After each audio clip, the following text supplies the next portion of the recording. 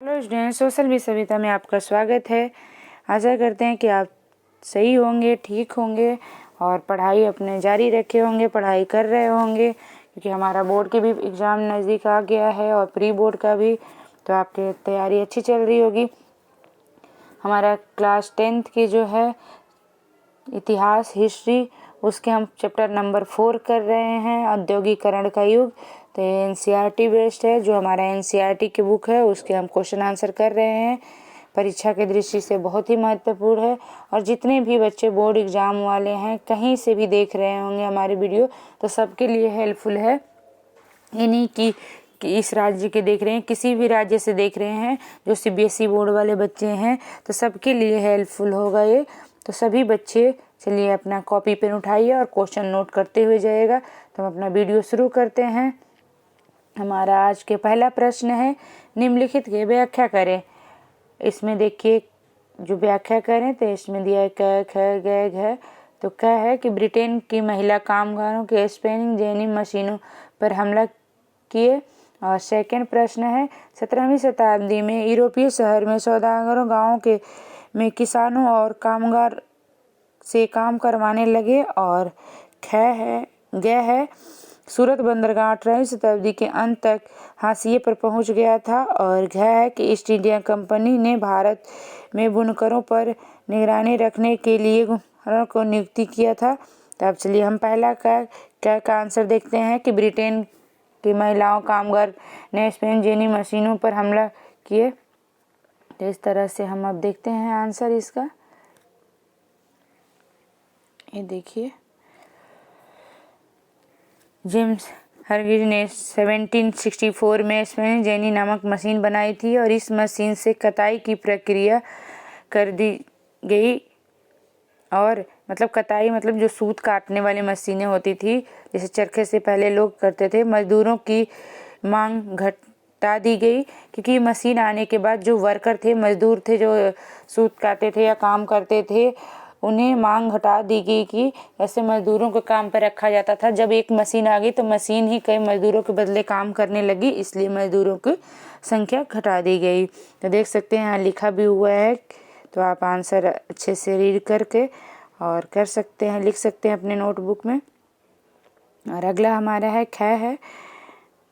देखिए ख यहाँ दिया हुआ है, यहाँ पॉइंट में दिया हुआ है कि 17वीं शताब्दी में यूरोपीय शहर के सौदागर गांव की तरफ रुख करने लगे थे। वे किसानों और कारीगरों को पैसा देते थे और उनके अंतर्राष्ट्रीय बाजार के लिए उत्पादन करवाते थे। तो इस तरह से देखिए आंसर दिया हुआ है 6th पॉइंट में। तो आपने कॉपी में नोट करते हुए जाइएगा और आप भी ऐसे ही पॉइंट में ही आंसर करिएगा, इसलिए पॉइंट में है कि ताकि आपके 2-4 पॉइंट भी याद रहेगा, तो आप आसानी से एग्ज़ाम में लिख सकेंगे। और एनसीईआरटी बेस्ड है, तो आपको मैं बार बार कह रही हूँ कि आप एनसीईआरटी से ही करिएगा। एनसीईआरटी के जो बुक है, कहीं और से आपको पढ़ने की ज़रूरत नहीं है। एग्ज़ाम में एनसीईआरटी बेस्ड ही आता है।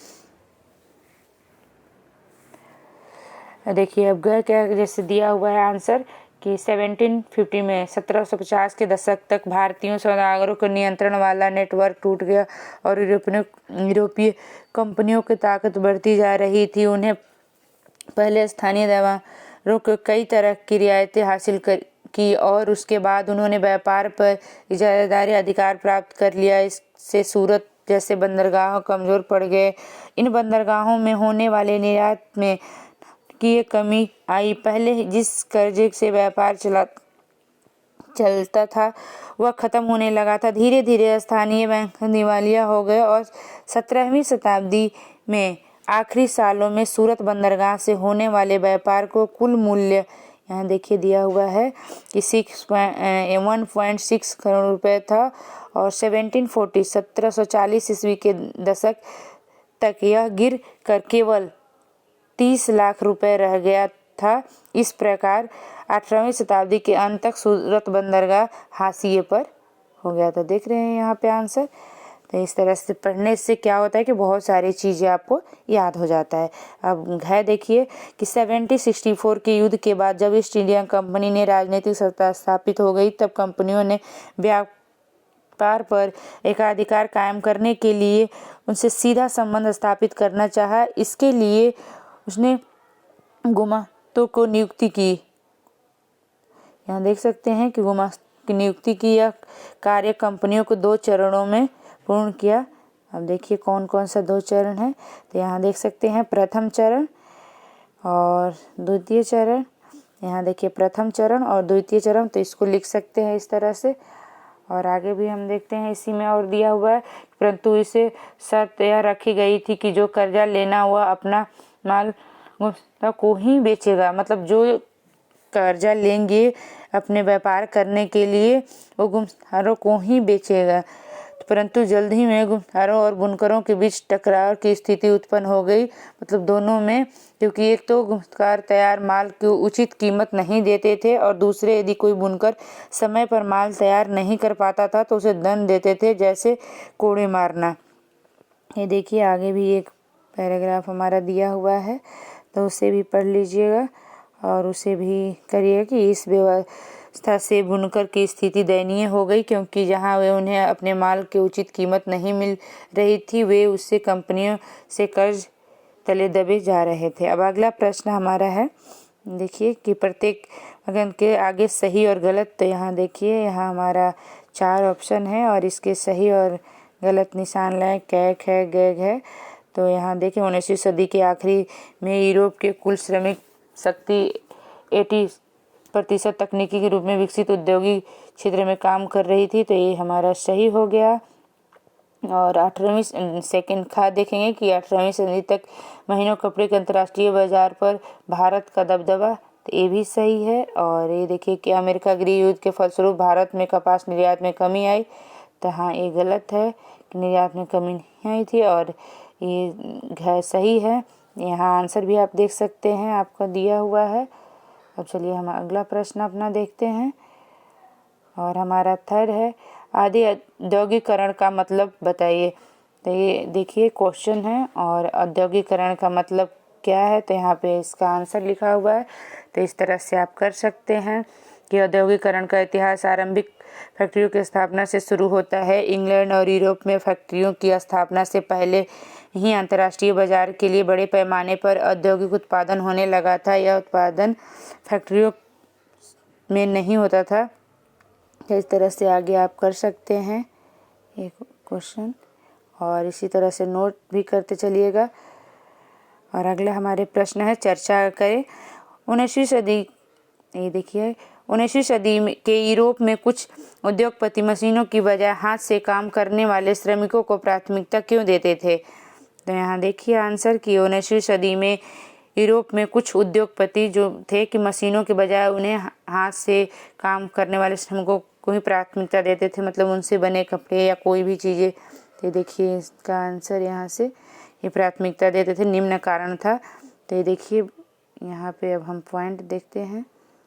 चलिए यहाँ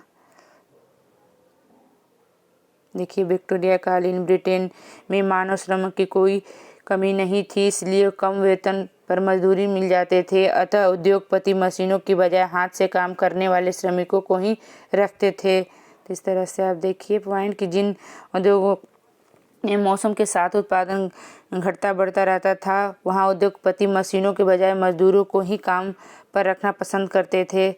थर्ड पॉइंट भी देख सकते हैं,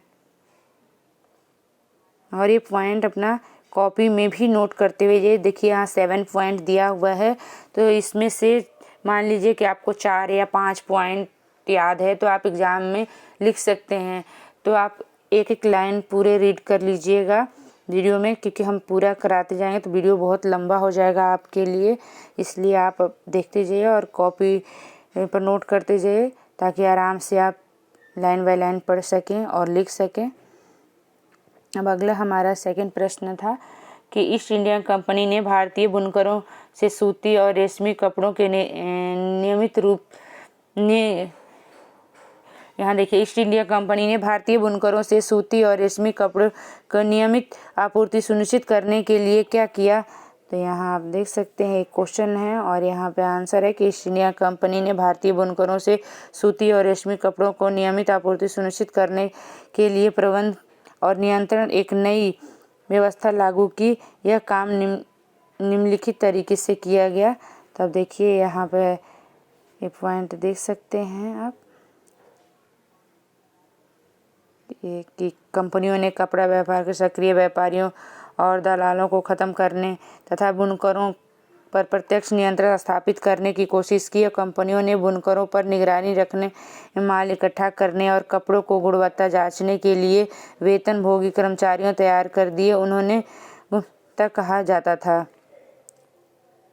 उन्हें क्या कहा जाता था, यहाँ देख सकते हैं, गुम्ता कहा जाता था।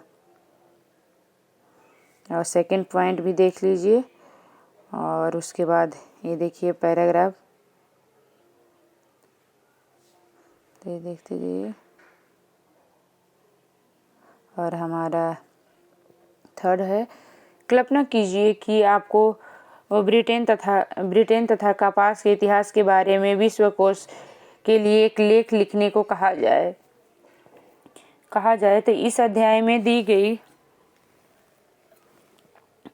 जानकारियों के आधार पर अपना लेख लिखिए। मतलब आपको एक लेख लिखने के लिए कि कपास और ब्रिटेन के इतिहास के बारे में, तो आप कैसे लिखेंगे।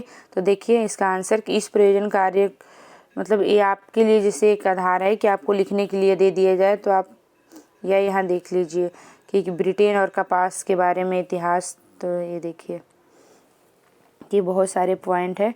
तो आप देख सकते हैं कि इंग्लैंड में औद्योगिकरण से पहले ही अंतर्राष्ट्रीय बाजार के लिए बड़े पैमाने पर औद्योगिक उत्पादन होने लगा था। और सेकंड है कि यह उत्पादन फैक्ट्रियों में नहीं होता था। और थर्ड है कि इस चरण को आदि औद्योगिकरण कहा जाता था। और इसी तरह फोर्थ है कि इंग्लैंड में सबसे पहले 1730 के दशक में कारखाने खुले, लेकिन उनकी संख्या में 18वीं सदी के अंत तक में तेजी की वृद्धि हुई।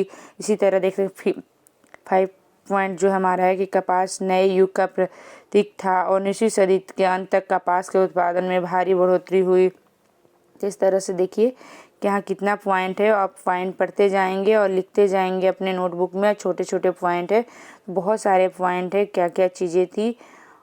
तो इस तरह से देख सकते हैं यहाँ पे आपने यहाँ तक 11 तक देख लिया।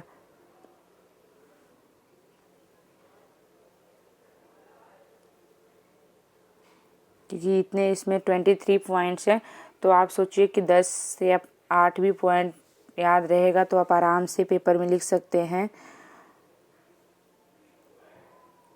और एक देखिए कि पहले, अब अगला प्रश्न है कि, तो देख सकते हैं अगला क्वेश्चन है कि पहले विश्व युद्ध के समय भारत का औद्योगिक उत्पादन क्यों बढ़ा। तो आप यहाँ पे क्वेश्चन है हमारा और ये आंसर है। और ये देखिए फोर्थ पॉइंट में है, तो इससे लिख सकते हैं कि प्रथम विश्व युद्ध के समय भारत का औद्योगिक उत्पादन बढ़ा, इसलिए निम्नलिखित कारणों के उत्तरदायित्व हैं। तो देख सकते हैं पहला, दूसरा, तीसरा, चौथा पॉइंट है, 4 हमारा पॉइंट है। और इसी प्रकार प्रथम विश्व युद्ध के कारण विदेशी उत्पादों को हटाकर स्थानीय उद्योगपतियों ने घरेलू बाजारों पर कब्जा कर लिया और धीरे धीरे अपनी स्थिति मजबूत बना ली। तो आज का हमारा प्रश्न यहीं पे समाप्त होता है। और ये जो बच्चे नए हमारे चैनल पर, लाइक सब्सक्राइब करिएगा, अपने दोस्तों में शेयर करिएगा और इस तरह से देखते जाइए। और परीक्षा की दृष्टि से बहुत ही महत्वपूर्ण है, तो मैं तो कहूँगी कि वीडियो को पूरा देखिए। और अभी मैं कोशिश करूँगी कि आपको इसका PDF भी प्रोवाइड कराऊँ, ताकि हर चैप्टर वाइज आपको PDF भी मिल सके। नेक्स्ट वीडियो में जल्द मिलेंगे। धन्यवाद।